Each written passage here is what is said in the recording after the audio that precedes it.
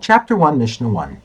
In the times of the Mishnah, houses and streets were arranged in the following manner.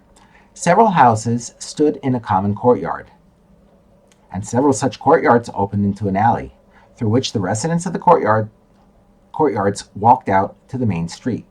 The street is a public domain, Rishus HaRabim, but the alley, if it is enclosed on three sides, is a private domain, Rishus HaYachid. The rabbis were concerned that people might view the alley as a public domain since it is used as a street and is completely open on one side. If carrying were permitted in the alley, people might come to carry in a real public domain as well, which is a biblical transgression. To prevent this, the rabbis prohibited carrying in the alley.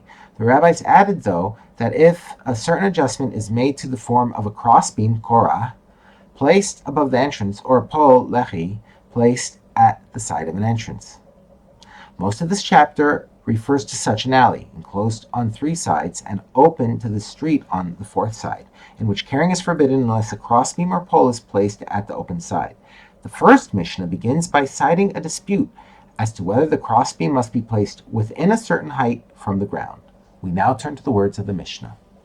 If the crossbeam of an alley is more than 20 amos above the ground, one must lower it. It may not be higher than 20 amos because it is meant to serve as a sign, indicating that the alley is not public domain.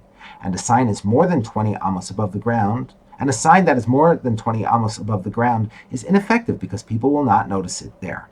It must therefore be lowered to a height of 20 amos or less, where it will be noticed. Rabbi Yehuda Omer, however, Rabbi Yehuda says it is not necessary to lower the crossbeam.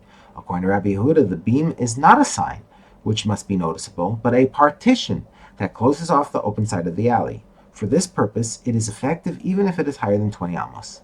The Mishnah discusses whether either adjustment, crossbeam, or pole is effective if the alley's open side is more than 10 amos wide. And if it, i.e. the alley's opening, is wider than 10 amos, one must make it narrower, for example by placing boards at the sides of the entrance, until it is 10 amos wide or less. An opening that exceeds 10 amos is too wide to be considered a halachic entrance.